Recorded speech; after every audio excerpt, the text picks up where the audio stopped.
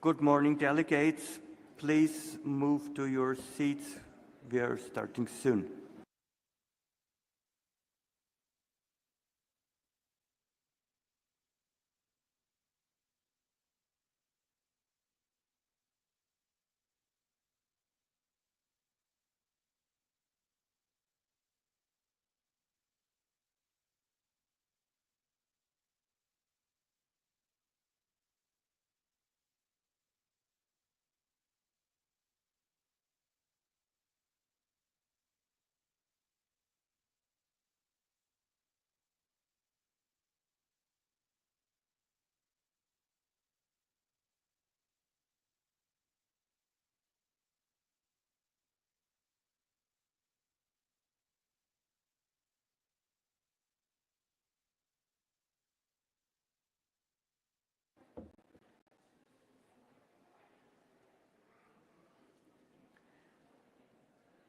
Good morning, delegates.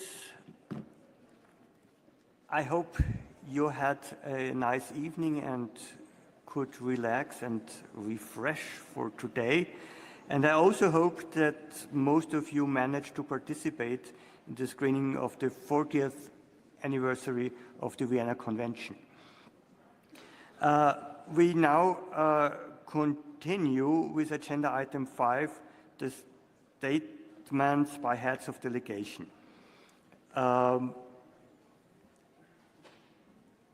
As I mentioned before, we closed the meeting yesterday evening. Speakers other than to the protocol who would have requested to speak will be given opportunity to also address the meeting after the list of speakers from parties is exhausted. Again, as I indicated already yesterday, the first 3 speakers on the list are now Mozambique, Yemen, and Peru. Before giving the floor to Mozambique, I would like to remind all speakers to please keep your statements to no more than 5 minutes so that all delegations that wish to make statements can have the opportunity to do so.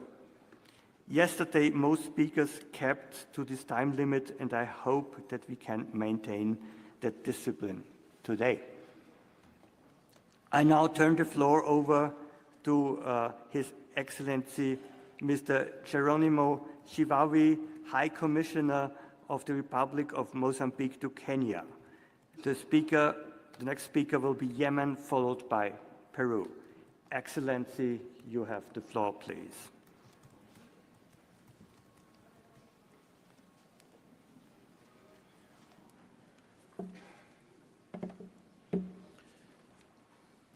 Good morning. Chairperson of the 37th meeting of the parties to the Montreal Protocol, distinguished representatives of Ozone Secretariat, ladies and gentlemen, all protocols observed. At the outset, I'm delighted to extend our sincere congratulations to you, Chair, for your appointment to preside over our 37th meeting of the Montreal Protocol parties. You can rest assured of my delegation's support in fulfilling your duties. My delegation would like to also extend its appreciation to the people and the government of the Republic of Kenya for its warm hospitality since our arrival in this beautiful city of Nairobi. Ladies and gentlemen, 28 years ago, the United Nations adopted the Montreal Protocol on substances that deplete the ozone layer to safeguard public and animal health as well as the global environment. Today, the Montreal Protocol plays a dual role, protecting the ozone layer and climate, particularly through the implementation of the Kigali Amendment on hydrofluorocarbons.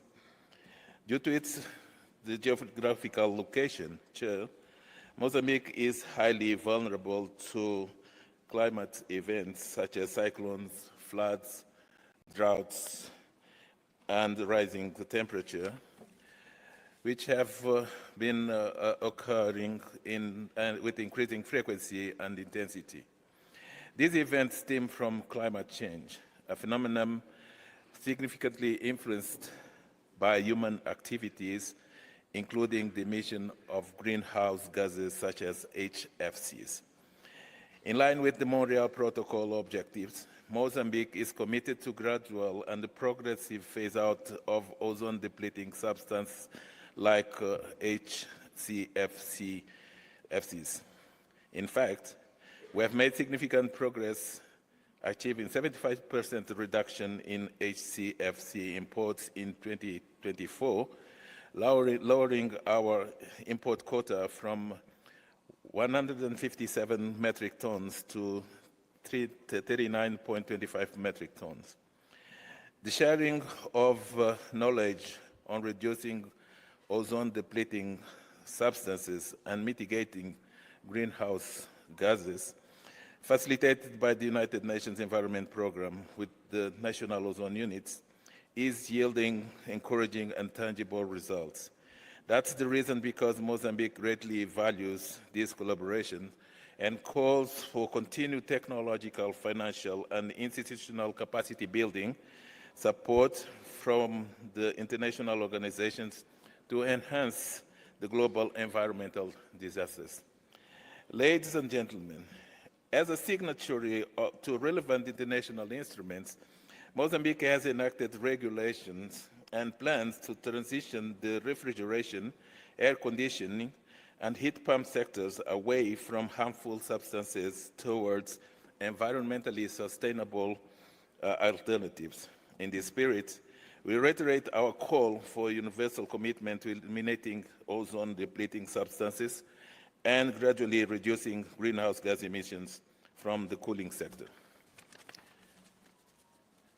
To the Ozone Secretariat and Multilateral Fund, we express our gratitude and urge the continuation of your invaluable support to the developing nations so that we may collectively succeed in this common endeavor. However, we are concerned with the fact that the budgets approved by the Montreal Protocol's Executive Committee often fall short of the actual needs of developing countries. We therefore appeal to the relevant bodies to conduct a study aimed at proposing more realistic and adequate budget allocation to allow developing countries to face the challenges posed by the implementation of the Montreal Protocol. So, it deems worthwhile to conduct a detailed study on the financing of ongoing projects, which accounts for current cost realities in our countries. Existing budgets are insufficient to cover all activities required for the Montreal Protocol's effective implementation. The world looks at this meeting of the parties, ladies and gentlemen, as the appropriate forum to adopt robust measures to minimize atmospheric emissions of these chemicals, which have harmful impact on public health and environment, and to manage their greenhouse gas replacements across economic, commercial, and domestic sectors. We recognize that these measures are crucial to safeguarding public health and the global economy. Therefore, to solidify our commitment, Mozambique approved the Decree 26/2024 of May the 3rd, which regulates the production, export, import, and transfer of equipment and chemicals in the refrigeration and air conditioners sector, especially targeting HCFCs and HFCs. Furthermore, as of January 2025, Mozambique has banned the import of all equipment operating under the HCFCs. Furthermore, in line with the Vienna Convention and the Montreal Protocol, annually, our Ministry of Agriculture, Environment and Fisheries approve imports for the following year as the way to control all the chemicals quota to be imported each year and to ensure the Montreal Protocol's effective implementation. The enactment of these legal instruments and the annual approval of imports underscores my government's steadfast commitment to this environmental agreement. This commitment is further reflected in the policies, programs, and development strategies we have adopted to achieve sustainable development for our nations. Significant activities have been undertaken since these legal frameworks were established. Inter alia, capacity building for refrigeration and air conditioning technicians and other stakeholders from the public and private sectors, approval of specific legislation to implement the Montreal Protocol's mandates, introduction of ozone-depleting substances, their alternatives, and greenhouse gas in the primary and secondary school curricula, developing of didactic materials to integrate environmental topics such as climate change, management of ozone-depleting chemicals, waste, and effluents into university curricula. The government of Mozambique is keen to disseminate information of these actions through state and private television channels, including live debates on Montreal Protocol issues. However, the high cost of airtime, coupled with insufficient funding, currently constrains the public engagement, though it remains a key objective. In conclusion, Chair, I wish you all productive deliberation. I thank you very much for your attention.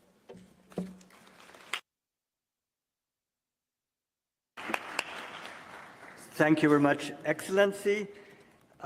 The next speaker would be Yemen. I have been informed that the distinguished delegate from Yemen would come late. So we move on to the next speaker, and it is now the turn of Her Excellency Ms. Romy Timpoca, Ambassador and Permanent Representative of Peru. The following speaker then will be Burundi. Madam Timpoca, you have the floor, please. Gracias. Thank you. Thank you, Co-Presidents. Good morning, everybody. I would like to begin by expressing Peru's thanks to the Republic of Kenya for its hospitality. We'd like to thank the Secretariat and all delegations for their constructive participation in this MOP37. The Montreal Protocol entered into force 36 years ago in Peru, beginning a long history of success and commitment with the environment. It's the only multilateral environmental agreement which has achieved universal membership and which has made significant progress in the elimination of the production and consumption of the main ozone-depleting substances. Peru believes that this success would not have been possible without the multilateral fund for the implementation of the Montreal Protocol. This has enabled developing countries, such as Peru, to meet their commitments. Therefore, we hope that the repositioning of the fund for the triennium 2027-2029 will remain commensurate with the challenges faced by developing countries and enable them to respond to our shared challenges. Since the ratification of the protocol in Peru 32 years ago, we have been able to eliminate most ozone-depleting substances. In addition, with the entry into force of the Kigali Amendment, we have begun our schedule for the phase down of HFCs in 2024, with the goal of reducing these by 10% by 2029. Allow me to once again issue the call from Peru to all states who have not yet been able to join this global effort, of which we are all beneficiaries. I would also like to once again highlight the importance of this instrument, not just for its work on the ozone layer, but also as an instrument to fight against climate change. The main enemies of the ozone are also potent greenhouse gases. Co-Presidents, the science is clear.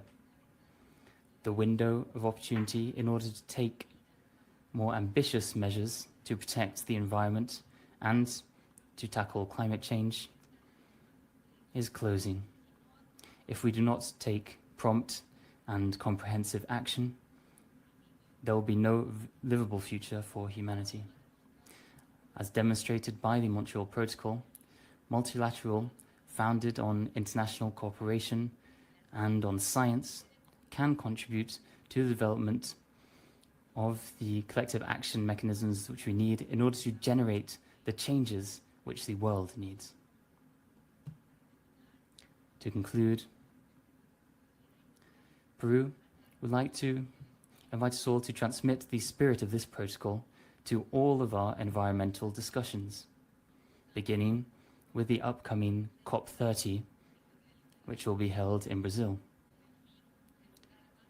We need to make tangible progress in order to limit global warming to 1.5 degrees centigrade, including through the presentation of ambitious national climate action plans. Thank you very much.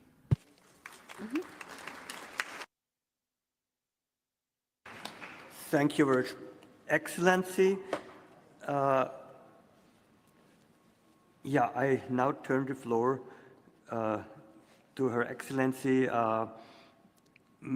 Mrs. Evelyn Habonimana, Ambassador of Burundi in Kenya, and to inform you that the next speakers will then be Mauritius and followed by Uganda.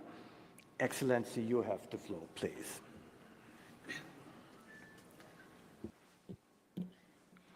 Excellence. Your Excellency, President of MOP37, Madam Executive Secretary of the Vienna Convention and the Montreal Protocol, Ministers, Heads of Delegations, all protocols observed.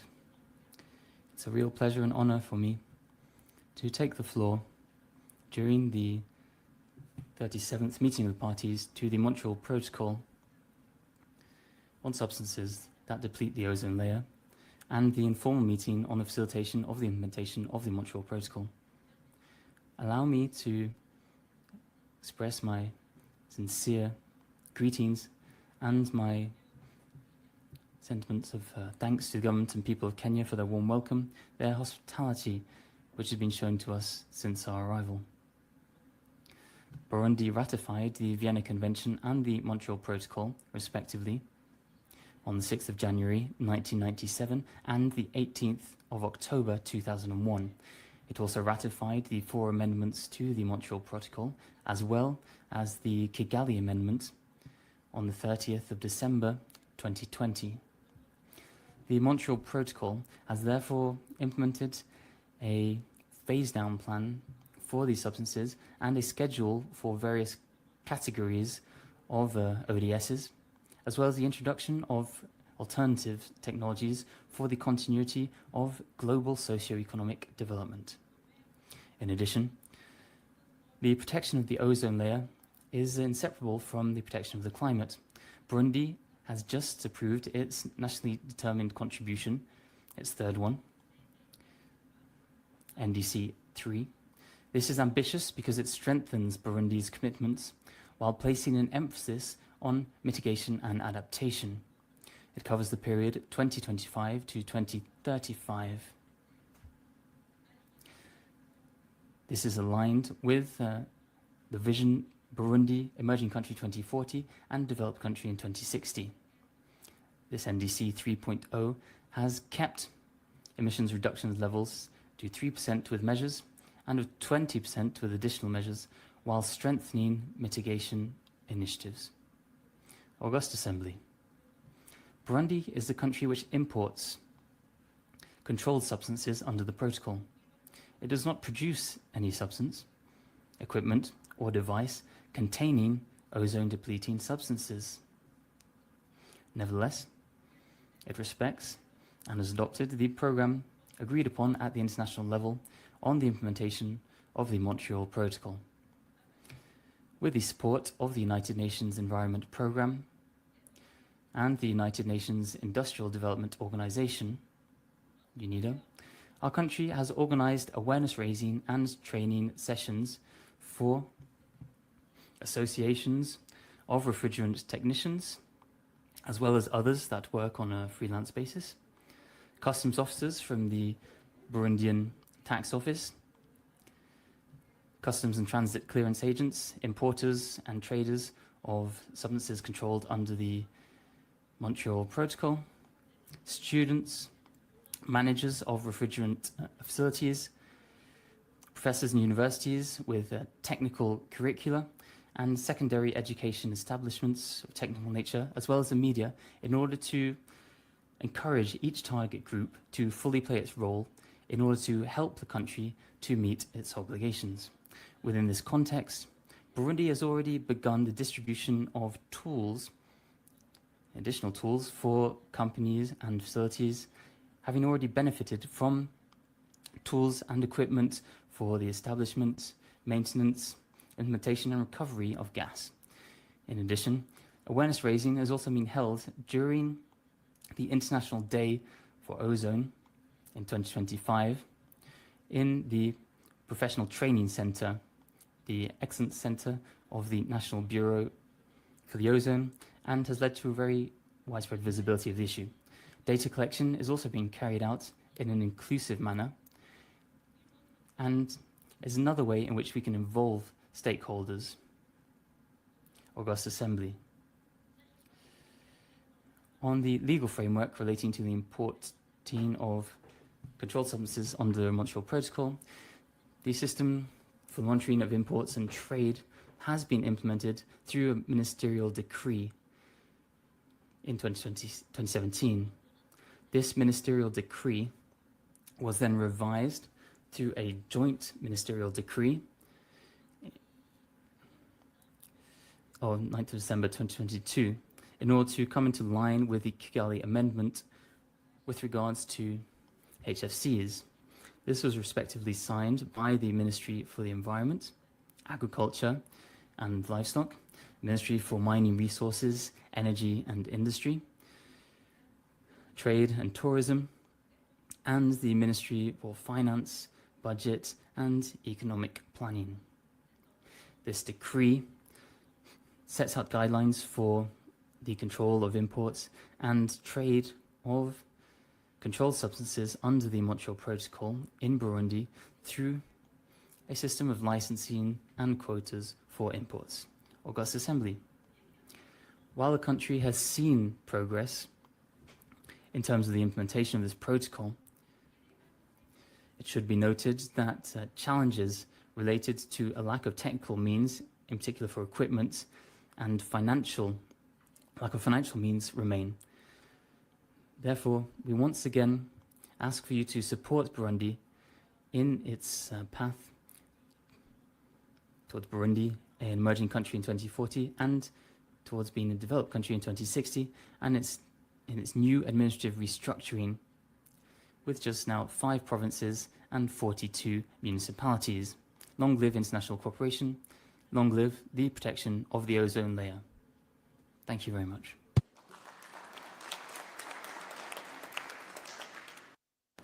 Thank you very much, Excellency. It is now the turn of Mr.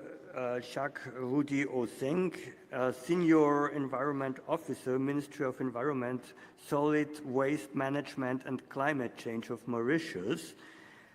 Meanwhile, we have established a new order of speakers. After Mauritius, we will have Uganda, Azerbaijan, and then Yemen. Sir, you have the floor, please. Excellencies, distinguished delegates, ladies and gentlemen, on behalf of the Government of the Republic of Mauritius and the Mauritian delegation, it is a great honor to address this esteemed gathering of the parties of the Montreal Protocol here in the beautiful country of Kenya. First of all, I would like to congratulate Mr. Paul Krajnik of Austria for his nomination as the president of the 37th meeting of parties. We extend our appreciation to the government of Kenya for their warm hospitality and the Ozone Secretariat for the excellent arrangements for this meeting.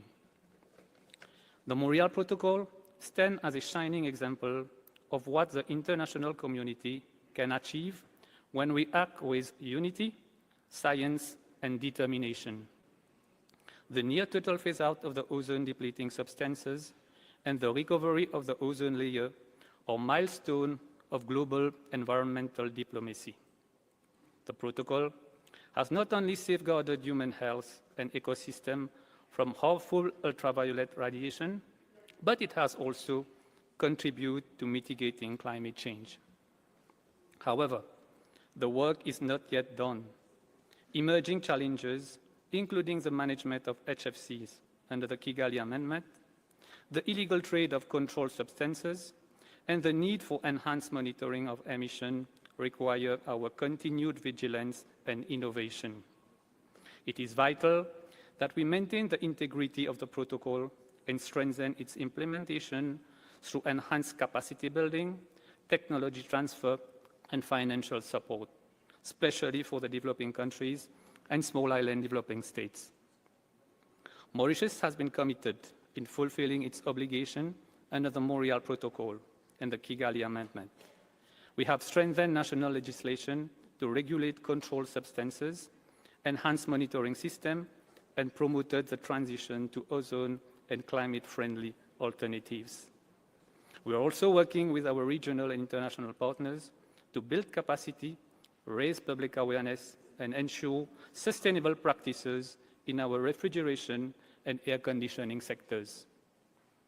As we look to the future, we recognize that our work is not over. The fight against illegal trade in controlled substances, the need for technological innovation, and the imperative of supporting developing countries remain key priorities. We must also continue to align our ozone protection efforts with broader climate and sustainable goals. Mauritius believes that the spirit of cooperation that defines the Montreal Protocol should guide us in addressing the intertwined challenges of ozone depletion, climate change, and environmental resilience. Together, we can safeguard not only the ozone layer, but the very foundation of life on Earth. As we look toward the future, let us reaffirm our shared commitment to safeguarding the ozone layer, stabilizing the climate, and ensuring a healthy planet for present and future generations. Thank you.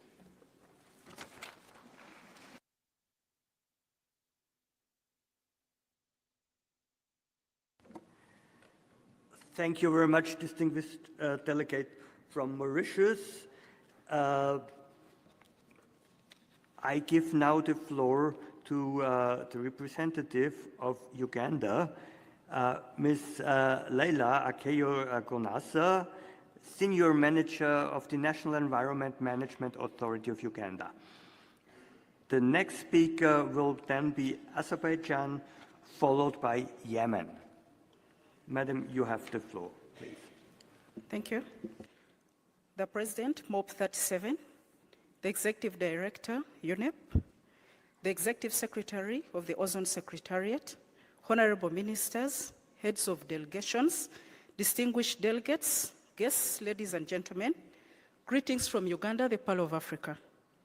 On behalf of the Government of Uganda, I take this opportunity to express my gratitude to the Government of Kenya, UNEP, the Ozone Secretariat, for organizing and hosting this meeting of parties in the lively and hospitable city of Kenya.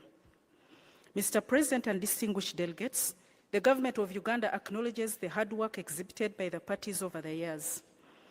The commitment has sustained the remarkable implementation of the Montreal Protocol on substances that deplete the ozone layer. Hence, the Montreal Protocol and its amendments, in particular the Kigali Amendment, is fast becoming a tool for positive climate action. In this regard, the government of Uganda reaffirms her commitment to fulfilling her obligations under this important protocol.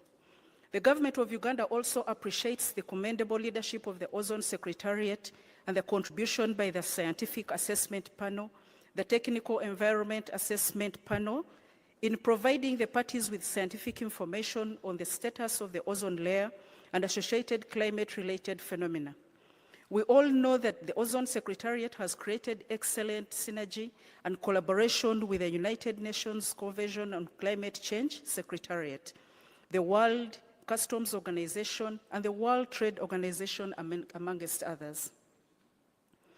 We also note important issues that have come to the forefront of recent concerning energy efficiency, life cycle refrigerant management, and the alternative substances and products. These issues speak to the urgent need to minimize emissions of controlled substances into the atmosphere.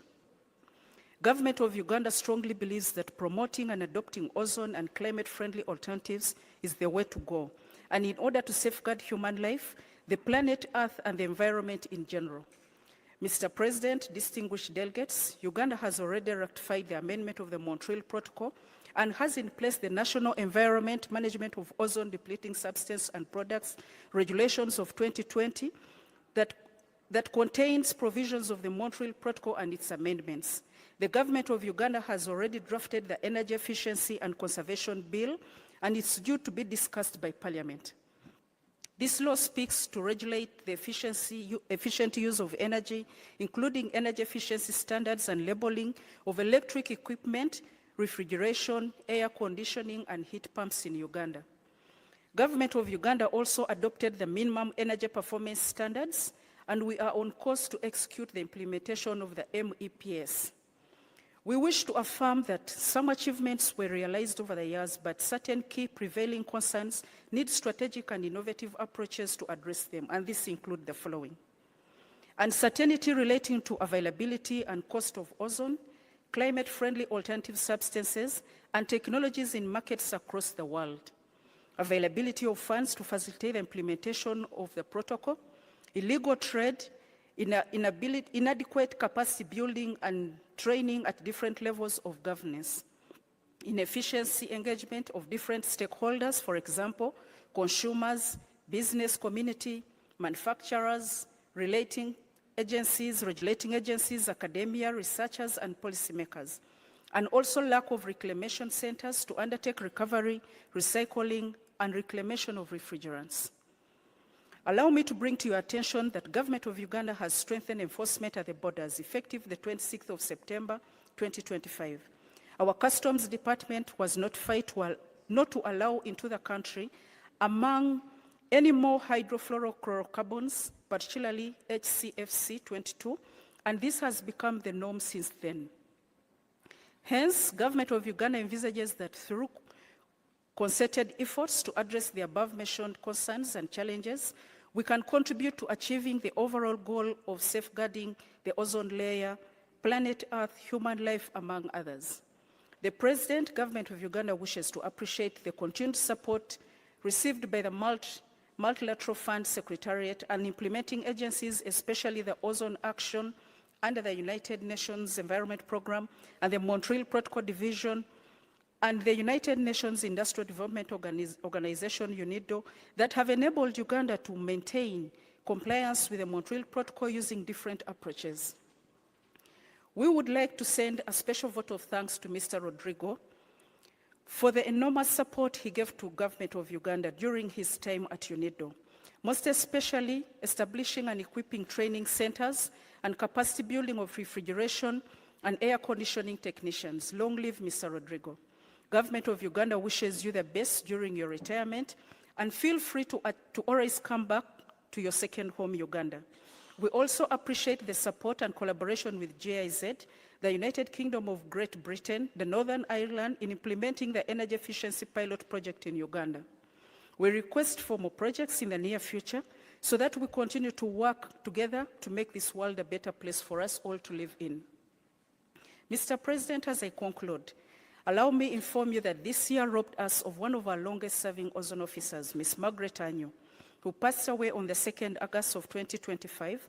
Margaret served as the National Ozone Officer for Uganda for over 28 years, and by the time of her retirement in 2023, the country had realized many numerous milestones under the Montreal Protocol, including ratification of the amendments under the Montreal Protocol, especially establishment of the licensing and quota system, among others. We bless the Lord for her life, and we pray that God grants her soul in eternal peace. I thank you all for God and my country.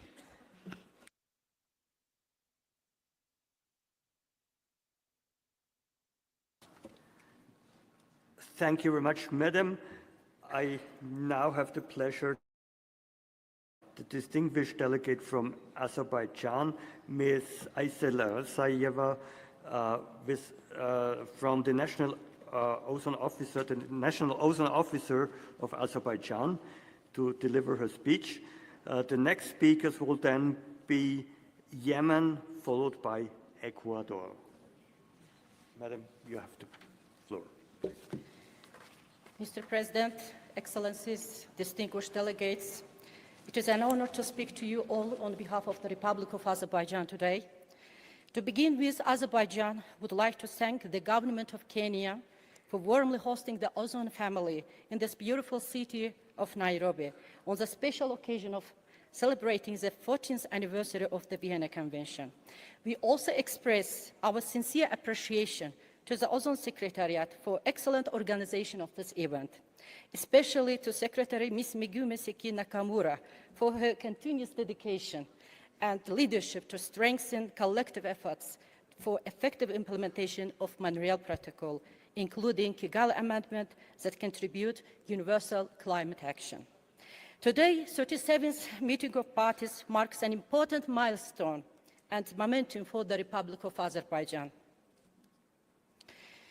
Azerbaijan is delighted to announce today of the adoption of the law on the approval of Kigali Amendment, which was agreed with unanimous decision in the Parliament of Azerbaijan and endorsed by the presidential decree recently on 14th October 2025.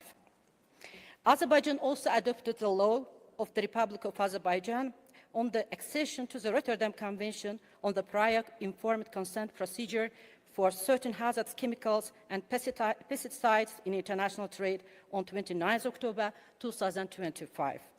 Since 1996, following our accession to Vienna Convention, the Montreal Protocol and its amendments, the Republic of Azerbaijan has demonstrated strong commitment to protecting the ozone layer. Through national efforts, policy reforms, and international cooperation, we successfully phased out ozone-depleting substances and achieved full compliance with the protocol, reaching zero CFC consumption by 2006.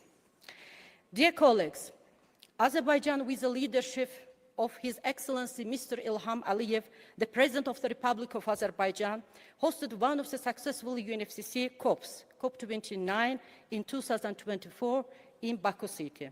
As a COP29 presidency, ratification of Kigali Amendment and Rotterdam Convention, Azerbaijan reaffirms its national stand by global community, committing to phase down of HFCs for advancing efforts to combat climate change, risks to human health and the environment.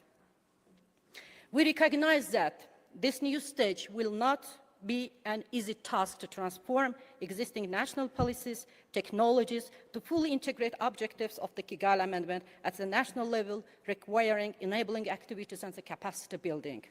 Therefore, Azerbaijan remains determined to work closely with international partners, multilateral environmental agreements to ensure smooth and just transitions that benefits both our communities and the environment. Finally, availing of this opportunity, we would like to inform you that in 2026, Azerbaijan will host the 13th World Urban Forum and the World Environment Day. And we would like to extend a warm invitation to all parties to join these events, to sharing experiences, discussing best practices, and strengthening cooperation on environmental and climate action. I thank you all. Thank you, Mr. President. Thank you very much, distinguished delegate from Azerbaijan. it is now the turn of His Excellency Mr. Abdul Salam Al-Awadhi, Ambassador of Yemen to Kenya. The next speaker will be Ecuador, followed by Iraq. Excellency, you have the floor, please. بسم الله الرحمن الرحيم. شكرا سيد الرئيس. في البدء أود أن أهنئكم على انتخابكم رئيسا للاجتماع 37. Thank you, President. I would like to congratulate you upon your election to lead this meeting. We're confident that thanks to your leadership, our deliberations will be fruitful. President, we would like to thank the people and the government of Kenya for having hosted this meeting. I would also like to thank all delegations present here today, as well as all the institutions and bodies who contribute to the implementation of the Montreal Protocol. I would also like to thank the Director of the Ozone Secretariat. This is an important meeting, and during this meeting I would like to renew Yemen's commitment to implementing the Montreal Protocol, and we also would like to accede to the Kigali Amendment. However, we are facing various issues, including the non-meeting of the parliamentarians in Yemen, especially due to the coup d'etat which was triggered by the Houthis. However, we would like to join this amendment as we did for the last 4 amendments. Thank you, President, and ladies and gentlemen. Yemen, since joining the Convention in the 1980s, as well as acceding to the 4 amendments, like all other parties, has honoured all its obligations. And it is no secret to anyone that the success of the parties in the implementation of the Montreal Protocol is the fruit of cooperation on an international level. President, ladies and gentlemen, the success of the Montreal Protocol is due to the action of international mechanisms and organizations, and there is a need for these mechanisms to effectively function in order to ensure this success. Indeed, these mechanisms contribute to overcoming environmental challenges, and these mechanisms need to function together in order to address the challenges that we're facing, both nationally and internationally. And losing them is also a loss for environmental action. Indeed, this meeting is a step forward when it comes to the implementation of the Montreal Protocol. And we're facing our responsibilities when it comes to preserving our planet. There is also a need for us to make further efforts for the replenishment of the multilateral fund between 2027 and 2029. I invite all parties to be patient and have a clear vision for the implementation of the protocol. Thank you very much. Thank you very much, Excellency. I will now give the floor to Mr. Luis Bedoya, Consultor Nacional Unidad de Ozono del Ecuador, División de Protocolo de Montreal. The next and last speaker representing a party will be Iraq. Sir, you have the floor, please. Mr. President, Excellencies, distinguished delegates, I kindly ask you to put your headphones as I will speak in Spanish. Ecuador is honoured to participate at this 37th MOP to the Montreal Protocol instrument, which has marked history of international environmental cooperation. The Montreal Protocol is much more than a treaty on chemical substances. It is a living proof that multilateralism works. In an ever more fragmented world, where discourse is becoming polarised and trust between nations seems to be breaking down, this protocol continues to be a point of reference for transparency and solidarity. Its success lies not only in having eliminated more than 99% of ODSs, nor in the enormous climate benefits that it has generated. Its real value lies in having demonstrated that even with different economic and political realities, countries can come to an agreement, share responsibilities and comply with them. Ecuador would like to reaffirm its commitment to the principles which underpin this mechanism: science as a basis of decisions, equity as a means of action, and cooperation as a condition for success. However, we cannot ignore the challenges. Developing countries are facing financial restrictions and technological challenges and a growing social pressure to maintain economic growth and inclusion. In this regard, appropriate and timely financing is not a privilege, it is a necessary condition for guaranteeing the successful implementation of the Protocol and the Kigali Amendment. The MLF has been an example of effective cooperation, but its strengthening will be essential for the new stage that we are facing. We need new and more agile, predictable and sustainable mechanisms which allow us to scale up actions and ensure that nobody remains behind. Ecuador believes firmly that the Montreal Protocol is one of the most pure expressions of the spirit of the United Nations, a system based on trust, solidarity, and the capacity to bring together humanity around common causes. And today, more than ever, we need to renew this trust. We live in a world full of tensions due to conflicts, inequalities, and disinformation, but this protocol reminds us that cooperation is possible, that consensus can prevail over division, and that science and good faith continue to be the common language that can bring us together.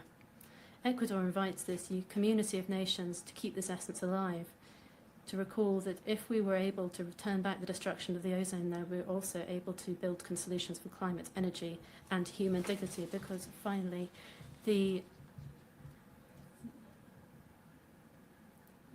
protecting the atmosphere is not just an environmental issue, it's protecting the most universal good that we have, life itself. I thank you.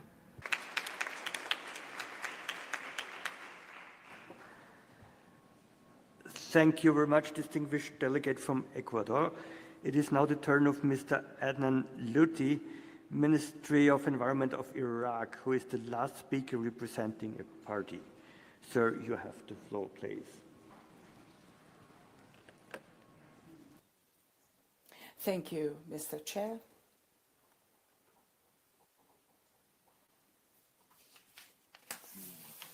In the name Mr. Chair, heads of delegation, the August gathering, ladies and gentlemen, peace be upon you.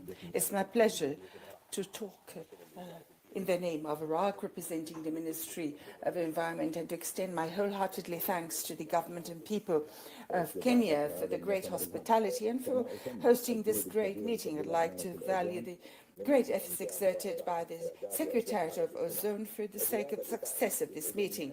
In light of this, it's my pleasure to talk about our efforts in Iraq according to this agenda. At the level of control and compliance, we reduced our imports from the ODS HFC by 69% this year, and also we strengthened the control system of ozone-depleting substances. And we also had a series of workshops to train technical staff in the concerned authorities, including the customs duties and other regulatory bodies. As for the Kigali Amendment, it is currently in the Iraqi House of Representatives, tabled for discussion for adoption, and includes a package of regulations according to our commitments to Vienna Convention and Montreal Protocol, and also the level of technological transfer, working hard now on updating our national strategies in the area of air conditioning and refrigeration, and preparing all related studies according to the requirements of Montreal Protocol by focusing on the energy efficiency and sustainable alternatives. As for capacity building, we're carrying out training programs for the technicians and engineers on the use of environment-friendly technologies. and we're working hard to strengthen cooperation with regional countries for the transfer of technology. Iraq, while reviewing these efforts, realizes the importance of the upcoming stage and the upcoming challenges in this area. In this regard, I'd like to emphasize the following. First, the imperative importance of replenishing the MLA from 27 till 29, the continued financial support to developing countries, including Iraq, and guaranteeing its sustainability for the implementation of the protocol and its amendment is imperative. The importance of technical support for monitoring systems, particularly at the regional level, and we seek technical assistance to develop our fight and our reduction of emissions and emission monitoring and verification of capabilities, working hard and strengthening regional cooperation. Would like to be a regional hub for capacity building and knowledge transfer, and also a just and easy transition. We urge everybody to work on technology transfer and to facilitate the transfer towards alternatives. In the Montreal Protocol is a great example of international cooperation. It has proven its success in the past decades. Today, we're required to maintain this legacy. Iraq, as a strong party to this protocol, reaffirms its full commitment to its commitment towards its items, and it's looking forward to more partnerships and to cooperate with all related parties to achieve its objectives. And thank you very much. Thank you very much, sir. I have just been informed that we have another request from a delegation to address this meeting. It is the distinguished delegate from Bangladesh, Mr. Khairul Hassan, Additional Secretary of the Ministry of Environment, Forest and Climate Change. Mr. Hassan, thank you very much. You have the floor, please. Bismillahirrahmanirrahim. Assalamu alaikum. Very good morning. Mr. President, Excellencies and distinguished delegates. Bangladesh extends its warm appreciation to the government and the people of Kenya for the generous hospitality and excellent arrangement made for this meeting of the parties. We also convey our sincere thanks to the Ozone Secretariat, the United Nations Environment Programme, our development partners, and our dear colleagues from different parts of the globe of the world. Bangladesh is committed to the Montreal Protocol, and we are implementing a good number of projects, and we are getting successful results from these projects. Hopefully, in the future, we will continue this. This year marks the 40th anniversary of the Vienna Convention for the Protection of the Ozone Layer, a landmark achievement in multilateral environmental cooperation. Bangladesh joins the global community in celebrating this historic milestone and commends the unwavering efforts of scientists, policymakers, and all parties who have contributed to the protection and recovery of our planet's ozone layer. Bangladesh remains strongly committed to the goals of the Montreal Protocol and the Kigali Amendment. We take pride in being an active and responsible party, implementing all obligations with dedication. The protocol's historical success in safeguarding the ozone layer and contributing to the global climate benefits demonstrates the power of global cooperation. And Bangladesh is determined to continue contributing to the success. Mr. President, thank you very much for assumptions as the new one of the Ozone Secretariat. Bangladesh has already achieved significant milestone in promoting low GWP and energy-efficient cooling technologies. We support for the multilateral fund. 4 major AC manufacturing industries in Bangladesh have successfully converted to R29 technology for up to 1.5 TR capacity. This marks a major step toward adopting environmentally sustainable refrigeration and cooling solution and demonstrates our commitments to climate-friendly technology transformation. However, the transition to technology to flammable refrigerants such as R29 brings new challenges. Bangladesh stresses that safety infrastructure, technician training, standard development, alternative livelihood, motivation, and awareness, I repeat this, alternative livelihoods, motivation, awareness issues must advance in parallel. We ask that future funding under the multilateral fund places strong emphasis on capacity building, safe installation practices, and end-user awareness to ensure that the environmental benefits of the transition are achieved without safety risks. Mr. President, Bangladesh takes pride in hosting an atmospheric monitoring station in Bhola Island, which contributes valuable data to the ozone research and supports the work of scientific assessment panel.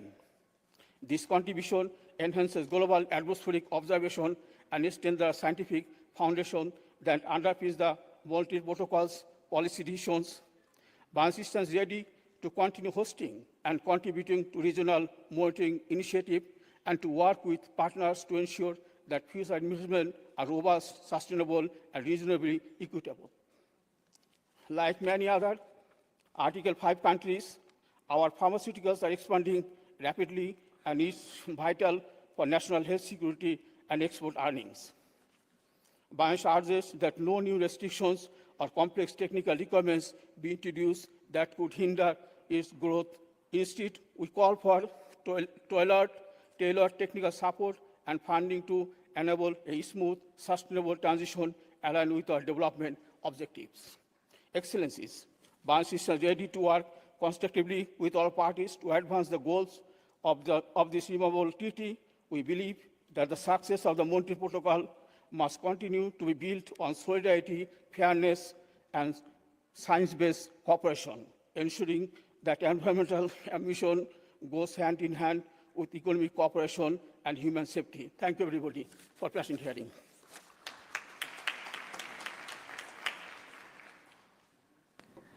Thank you very much, distinguished delegate from Bangladesh. That exhausts our list of speakers representing parties.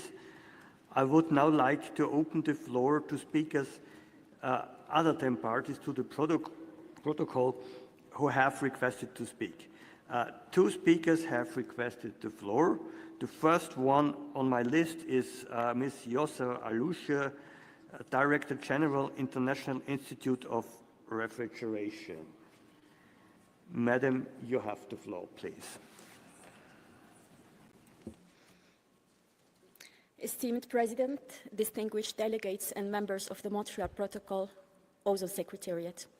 As the head of delegation of the International Institute of Refrigeration, the intergovernmental organization fostering collaboration and advancing knowledge on all aspects of refrigeration heat pumps technologies globally, I reaffirm our commitment to supporting the objectives of the Montreal Protocol. I would also like to extend my gratitude to the Ozone Secretariat and the preparation of MOP37 and the government of Kenya for hosting us, and underline the IAR's continued and full support for the Secretariat's activities in the vital transition to sustainable refrigeration. After 40 years of global efforts, the ozone layer is on track to recovery, demonstrating the power of science-driven action. The impressive level of cooperation behind this success shows that when united by a shared purpose, there is no limit to what we can achieve. We must now continue working together to meet the Kigali Amendment's objectives and limit the global warming potential of HFCs and refrigeration. Meanwhile, extreme heat events are increasing due to climate change, making access to refrigeration crucial for public health, food security, and climate change, and making access to refrigeration crucial for public health, food security, and human dignity. Adapting system designs to withstand extreme heats, extreme temperatures is a key aspect for energy efficiency, as traditional systems often struggle under such conditions. Energy efficient, climate resilient designs, clean low GWP refrigerants, and integrated cooling and heating strategies are central to ensuring sustainable and reliable refrigeration. And the IAR stands ready to support all countries in the transition towards sustainable, low emission, and climate resilient refrigeration sector. In line with the current discussions at MOP37, the IAR recognizes the challenges posed by accessibility, finance, data, and infrastructural gaps in achieving this transition. We are committed to facilitating knowledge transfer and capacity building initiatives, as well as our expertise and network to support countries in addressing these challenges, so that all nations can access the necessary resources to develop sustainable refrigeration for the benefit of all life forms in our planet. The IIR, with its 118 years of international cooperation, firmly believes that a just refrigeration transition and equitable access for all can only be facilitated through collaboration among every refrigeration stakeholder and evidence-based policy decisions grounded in independent and unbiased scientific knowledge. Building on this long-standing commitment to collaboration, it becomes clear that achieving such collective progress depends on coherent governance and cross-sector coordination. When governance remains fragmented across sectors, we risk compromising our shared environmental and public health objectives. Disconnected approaches can lead to inefficiencies, missed opportunities for synergies, and policies that fall short of addressing the complexity of real-world challenges.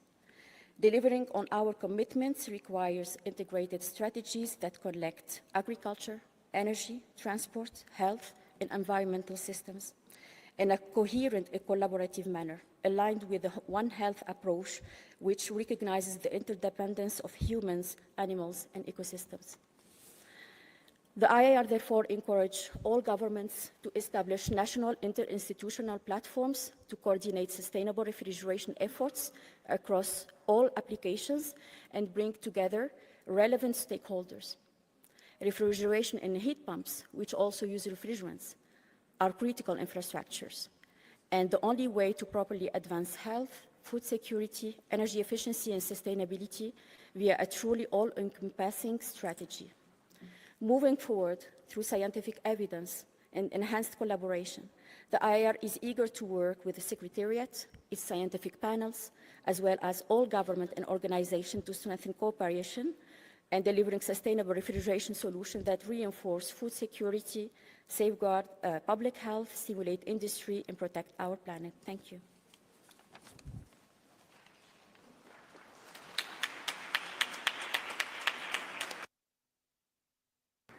Thank you very much, Madam. As the next speaker, I announce Ms. Grace Awiti from the CYMG Children and Youth Major Group. Madam Awiti, you have the floor, please. Thank you. My name is Grace Awiti, and I'm standing in for Mr. Clive Donnelly, the Global Coordinator for Children and Youth Major Group to the UNEP. Excellencies, distinguished delegates, we would like to begin by extending our deepest gratitude to the government of Kenya for their generous hospitality in hosting the 37th meeting of the parties here in Nairobi, and to the co-chairs, the Ozone Secretariat, and all the parties for their constructive discussions that have happened, that have deepened our shared understanding of the complex interlinkages between refrigerant management, institutional efficiency, and climate ambition. We commend the Secretariat for ensuring inclusivity and for the meaningful engagement of youth throughout the process. We acknowledge the progress made in addressing the paradox of increasing global demand for cooling and the continued use of high global warming potential refrigerants. The discussions on HFC 23 emissions, data transparency, and methodological alignment underscore the need for science-based, cooperative approaches, and strengthened North-South collaboration. We also recognize the constructive proposals put forward by parties, such as India's Cooling Action Plan, which demonstrates how national actions can align with long-term net zero goals. However, persistent gaps in feedstock emission reporting, end-of-life refrigerant management, and limited funding coordination remain significant barriers that could slow implementation. It is therefore essential to strengthen the linkages between the Montreal Protocol, the Kigali Amendment, and national climate commitments, NDCs, to advance coherent action.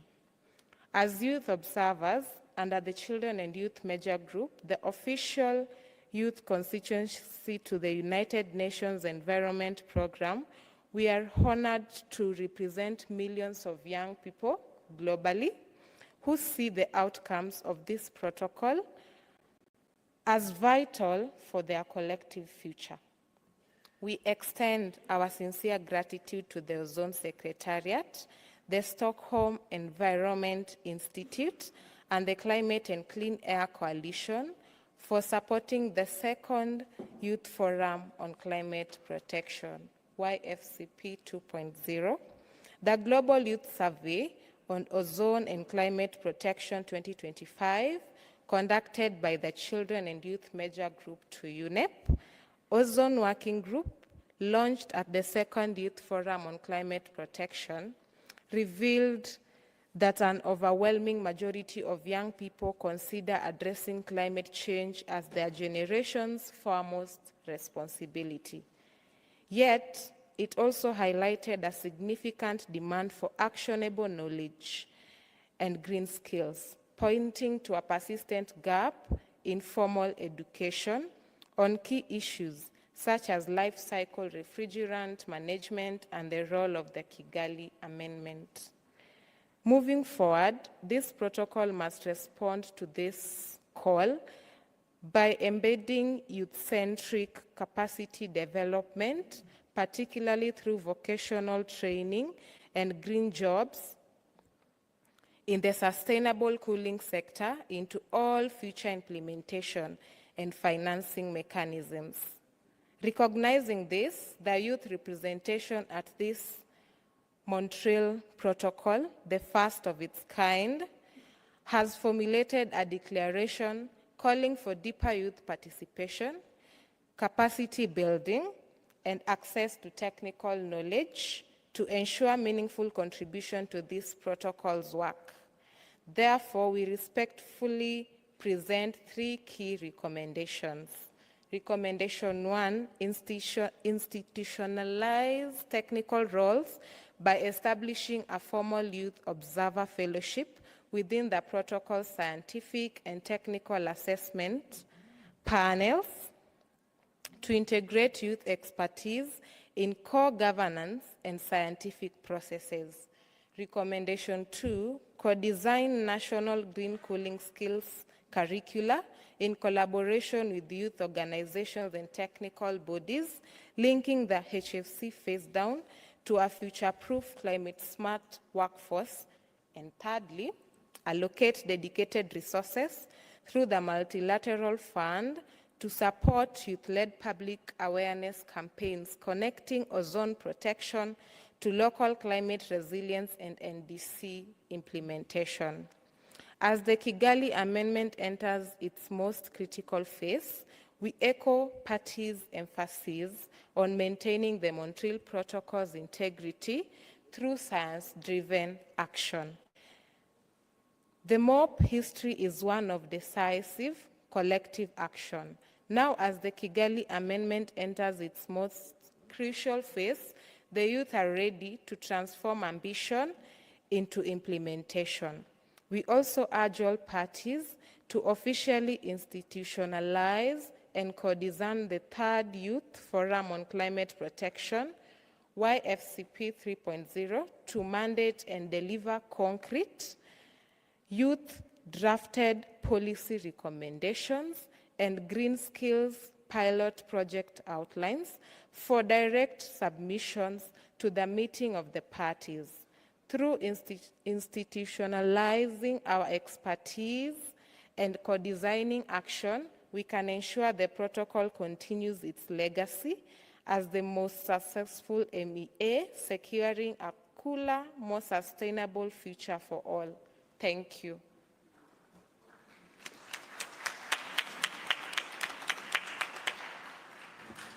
Thank you very much, Madam Awiti. That brings us to the end of the statements. At this point, I would like to express my sincere thank you and also appreciation to all the heads of delegations for their inspiring, encouraging, and also thought-provoking statements. We will now leave this agenda item and move on. I have been informed that agenda item 7 is not ready for consideration, so we'll turn back at a later stage to this item. We therefore move on to agenda item 8, other matters. Moving on to this matter, we recall that during the adoption of the agenda for the high-level segment yesterday, Kazakhstan, Kyrgyzstan, and Tajikistan requested the inclusion of an item under other matters. In their interventions, they highlighted deep concerns about attempts of exclusion of their parties together with Turkmenistan and Uzbekistan from the Eastern European group. As I indicated to the proponents of this item yesterday, I will give them the floor to explain further. Who would like the floor of those proponents? I see Kyrgyzstan. Kyrgyzstan, you have the floor, please.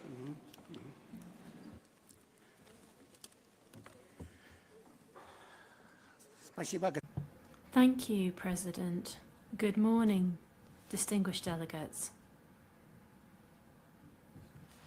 What was raised under agenda item 8, namely this issue which we wish to discuss with you and in which we wish to develop a means to resolve this problem, which arose completely unexpectedly. For 30 years, we've been in the Eastern European group and we've always worked on the basis of consensus. We never had any kind of competition when it came to nominations and candidacies.